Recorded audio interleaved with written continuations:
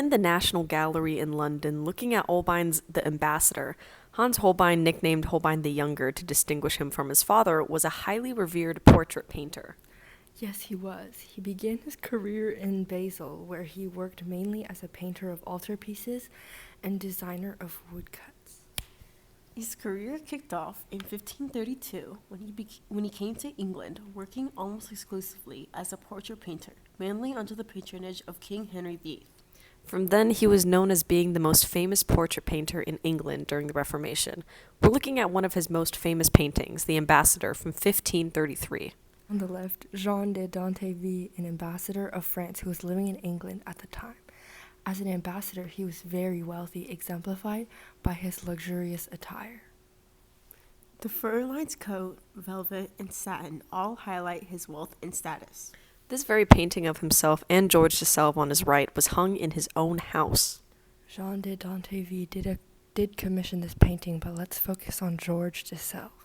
He was a friend to Danteville and both a bishop and an ambassador. Unlike Danteville, he is shown in more modest attire. Although there are these two men facing us in this portrait, we can't help but focus on what is going on in the middle.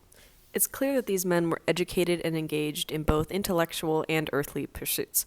We see a clock representing the measurement of time, a globe representing earthly knowledge, a lute representing the music and arts, astronomical instruments on the top shelf, and some open books. The different techniques employed by Holbein. If we notice Jean de Danteville's coat on the left, it has such precision. Each individual strand of fur is visible and it's incredibly texturized. As we move back to the images in the middle, we can see a great use of perspective. The foreshortened lute is an example of this. It's shown at a different angle than a lute is usually positioned. It's quite obviously shortened, accurately capturing the perspective of viewing it from the side. We can't move on from this piece without mentioning the anamorphic skull that is at the bottom. Anamorphic means not having a defined shape. This unusual image is a striking example of Holbein's creativity. The distorted skull is visible only when viewed from a specific angle or in a mirror.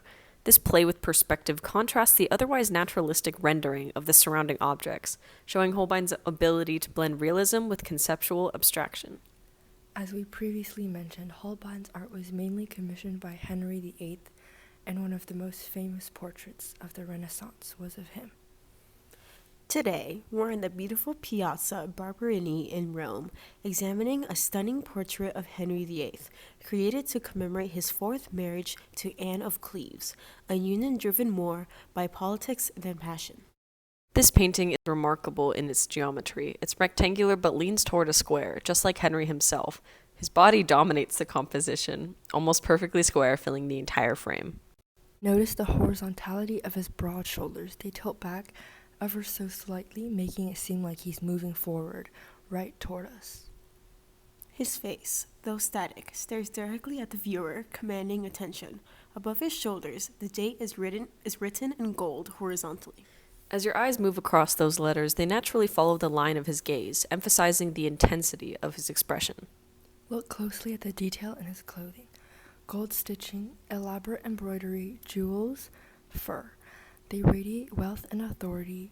The circular necklace draped across his chest creates a perfect arc, echoed above his head, almost like a halo.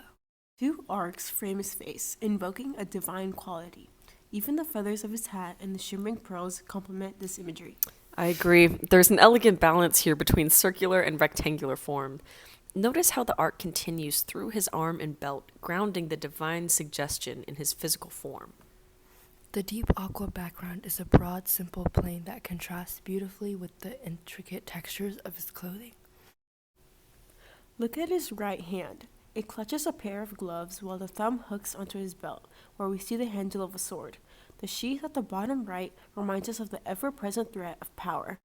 One detail that often goes unnoticed is Henry's gloves, prominently held in his right hand.